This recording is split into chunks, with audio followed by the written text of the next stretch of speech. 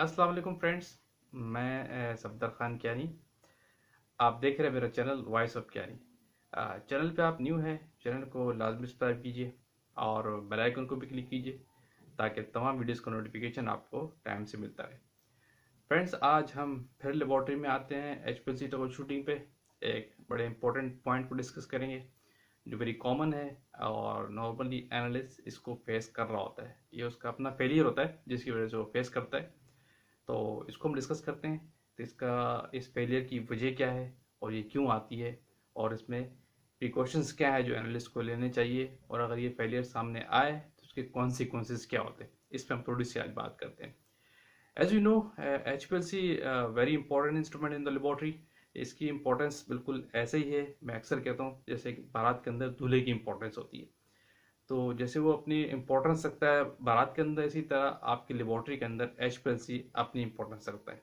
इसीलिए जितने भी एनालिस्ट या ऑफिसर्स है उनका फोकस ये होता है कि इस इंस्ट्रूमेंट को as soon as possible command हासिल कर ली जाए और इसको चलाया जाए, क्योंकि इसके हर जगह पोर्ट है। तो ड्यूरिंग एनालिसिस जो प्रॉब्लम एनालिस्ट एक कॉमनली करता है और अपने फेलियर की वजह से, वो क्या है कि आपको एज यू नो कि HPLC जो है इस पे आप नंबर ऑफ बैजेस आप चला सकते हैं, क्योंकि एडवांस टेक्निक है। अब तो ऑटो सैम्पलर है, किसी ज़माने में मैनुअल हुआ करते थे। जो ऑटो सैम्पलर है इसका एडवांटेज आपको यही है कि आप नंबर ऑफ बैजेस ओवरनाइट पे आप चलाते हैं। लेट्स सपोज आपके पास 22 बैजेस हैं या 20 बैजेस हैं या 18 बैजेस हैं, ये सब आप वन गो में चला सकते हैं।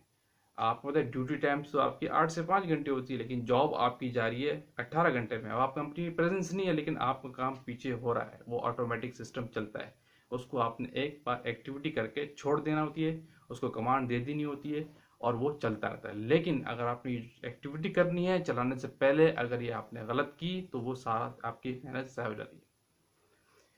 जो कॉमन मिस्टेक है वो क्या है कि HPLC जो है पे एनालिसिस के दौरान जो एनालिस्ट जो होता है, नंबर ऑफ बैचेस अगर उसको मिले हैं, जो उसको बैच में एनालिसिस के लिए मिला है, वो उसकी रॉन्ग कैलकुलेशन करता है। अव्वल तो करता नहीं है, ठीक है, टाइम कैलकुलेशन वो गलत कर देता है और करता नहीं है तो उसका इम्पैक्ट सामने आता है। वो क्या कि फॉर एग्जाम्पल आपके पास 20 बैचेस है एनालिसिस के लिए और उसका जो सही तरीका है टाइम कैलकुलेशन करने का, फॉर एग्जाम्पल वो 26 आवर चल रहा है या 24 आवर चलेगा और उसके लिए रिक्वायर्ड वॉल्यूम है 3 लीटर्स। लेट सपोज मैं, वरना तो SOP के तहत आप कैलकुलेट करते हैं, प्रोडक्ट के लिहाज से आप कैलकुलेट कर लेते हैं, फिर आप सिस्टम चलाते हैं। लेकिन अगर जब एनालिस्ट जो कॉमनली मिस्टेक की बात कर रहा है वो क्या करता है कि इस 20 बैजेस की एनालिसिस जो 26 आवर पर जा रही है उसके लिए टाइम कैलकुलेशन नहीं करता और वो सिस्टम बना के चला के इंस्ट्रूमेंट चला देता है। और मोबाइल फेस जो है आपका रिजर्वायर है जिसको आप चलाना है, जिस पर वो चलता है, उसकी कैलकुलेशन नहीं करता। एक टेंटेटिवली 1 लीटर लगा दिया, 2 लीटर लगा दिया, 2.5 लीटर बना के लगा दिया, जो ये बड़ी गलत प्रैक्टिस है। इससे क्या होता है कि उसका सिस्टम को रिक्वायर्ड वॉल्यूम था 3 लीटर 20 बैजेस के लिए, 3 लीटर था लेट सपोज, लेकिन उसने लगा दिया 2 लीटर। अब क्या हुआ कि सिस्टम के अंदर होगा क्या, 15 बैजेस के बाद मोबाइल फेस खत्म हो जाएगा। मोबाइल फेस वो आपको पता है मूविंग सॉल्वेंट होता है, वो एंड हो जाएगा और सिस्टम चले जा रहा है। अब आपके 15 बैजेस तो निकल गए होंगे लेकिन 5 बैजेस रुक गए आपके, अब आपके पास मोबाइल फेस ही नहीं है, तो सारी मेहनत आपकी लॉस हो गई। ये बिल्कुल ऐसे ही है जैसे आप यहाँ से इस्लामाबाद जा रहे हैं अपनी गाड़ी में और आपने फ्यूल अगर लेवल लेवल पे आप लेते हैं, लेकिन आपके पास फ्यूल इतना कम हुआ कि आपकी गाड़ी बीच में रुक गई, तो उससे होगा क्या कि आपको फिर, और ऐसी जगह रुक गई जहाँ पे आपके पास फ्यूल भी नहीं है, तो आपको कितनी परेशानी का सामना करना पड़ेगा।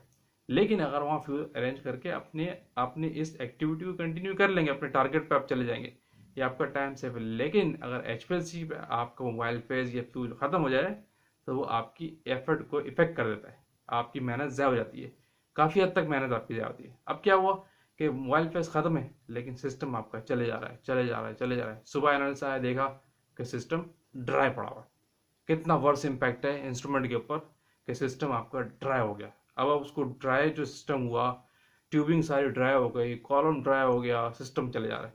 अब आप उसको अपनी टेक्निक्स लगाएंगे, एयर निकालेंगे, पर्जिंग करेंगे, सेचुरेट करेंगे, सिस्टम को दोबारा ठीक करेंगे, लेकिन आपकी सारी मेहनत ज़ाया होगी। आपके 5 बैजेस रह गए, अब ये ऑडिट ट्रायल में भी आ गए। इम्पैक्ट क्या हुआ इसका, इससे कॉन्सिक्वेंसेस क्या हुए, अब ये ऑडिट ट्रायल में आ गया।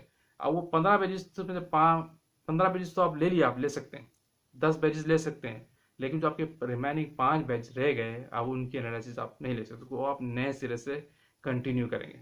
तो ये आपके ऑडिट में भी आ सकता है कि भाई आपने एक बारी में सीक्वेंस तो आपकी बन गई, सीक्वेंस में आपने बनाया, जो बैच सीक्वेंस एचपीएलसी के अंदर बनाते हैं उसमें आपने शो कर दिया कि 20 बैचेज है, लेकिन उसके 5 बैचेज आप नहीं ले रहे, उस 5 बैचेज को आपने अनदर एनालिसिस के दौरान अनदर सीक्वेंस से चलाया, तो ये ऑडिट ट्रायल में भी आएगा। इस पर सवाल भी उठ सकता है, ऑडिटर आपसे पूछ सकता है कि एक्टिविटी क्यों हुई, तो वहाँ आप ये नहीं बता सकते कि ये एनालिस्ट का फेलियर था, मोबाइल पर खत्म हो गया था। क्यों खत्म हो गया, इसका मतलब है आपकी ट्रेनिंग का फॉल है, लूप फॉल है, आपका ट्रेनिंग का फेलियर है, आपके एनालिस्ट की ट्रेनिंग ठीक नहीं है जिसकी वजह से उसने ये एक्टिविटी की।